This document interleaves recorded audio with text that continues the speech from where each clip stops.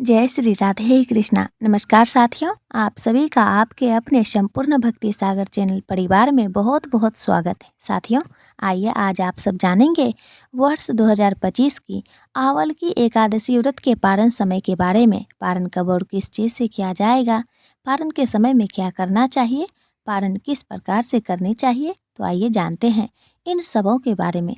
इस बार आंवल की एकादशी का व्रत जो कि 10 मार्च 2025 दिन सोमवार को पड़ा है। यह व्रत पुण्यप्रद व्रत माना गया है।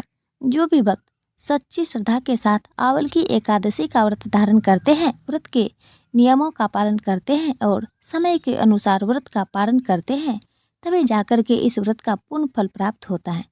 यह व्रत मोक्ष प्रदायक व्रत है तथा धन वैभव एवं पुत्र पौत्र अधिक प्रदायक व्रत है। यह भक्तों की रक्षा करने वाला है तथा अंत समय में इस व्रत के प्रभाव से वैष्णव लोक की प्राप्ति होती है। जिस प्रकार से एकादशी व्रत रखने का अपना विशेष महत्व माना गया है, उसी प्रकार से इसका पारण अगर सही समय से ना किया जाए तो व्रत का पूर्ण फल प्राप्त नहीं हो पाता है। व्रत का पारण जो किया जाता है वह पारण द्वादशी तिथि से पहले और हरिवासर समाप्त होने के बाद व्रत का पारण करना चाहिए। एकादशी तिथि प्रारंभ समय 9 मार्च 2025 दिन रविवार सुबह 7:47 और एकादशी तिथि की जो समाप्ति है 10 मार्च 2025 दिन सोमवार सुबह 7:46 पे एकादशी तिथि की समाप्ति है और द्वादशी तिथि प्रारंभ समय 10 मार्च 2025 दिन सोमवार सुबह 7:47 और द्वादशी तिथि की जो समाप्ति है वह 11 मार्च 2025 दिन मंगलवार सुबह 8:15 पे द्वादशी तिथि की समाप्ति है। व्रत का पालन के लिए कहा गया है।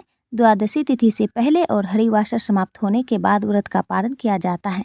हरिवासर का समय द्वादशी तिथि का पहला चौथाई हिस्सा हरिवासर का होता है, तो व्रत का पारण 11 मार्च 2025 दिन मंगलवार को किया जाएगा। पारण का समय सुबह 6:35 से सुबह 8:13 तक आंवल की एकादशी रंगभरी एकादशी व्रत का पारण किया जाएगा। इस व्रत का पारण गोधूनम पारण यानी कि गाय के दूध के दही से इस व्रत का पारण है। यह संभव ना हो पाए तो आप जल फल या तुलसी दल से व्रत का पारण करें। पारण के लिए चाहिए कि द्वादशी की सुबह उठ करके स्नान करके शुद्ध वस्त्र धारण करके भगवान का पूजन कर लें और फिर भगवान का गंध पुष्प धूप दीप आदि से पूजन करके नैवेद्य आदि का भोग लगाएं, भगवान की आरती कर लें। इसके बाद फिर ब्राह्मणों को भोजन करवाएं, ब्राह्मणों को दान और दक्षिणा दें और फिर समय के अनुसार व्रत का पारण करें। इस व्रत का पारण गोधूनम पारण गाय के दूध के दही से पारण है। यह संभव ना होने पर आप जल फल या तुलसी दल से व्रत का पारण करें। इसके बाद आप भोजन ग्रहण कर सकते हैं।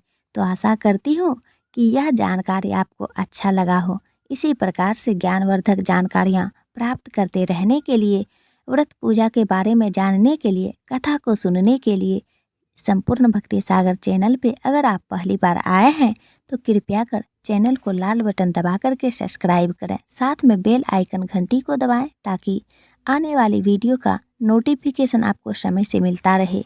वीडियो को लाइक करें, शेयर करें। सुखी रहें और स्वस्थ रहें। जय श्री राधे कृष्णा। साथियों, आप अपना प्यार और समर्थन इसी प्रकार बनाए रखें। आपका बहुत बहुत धन्यवाद।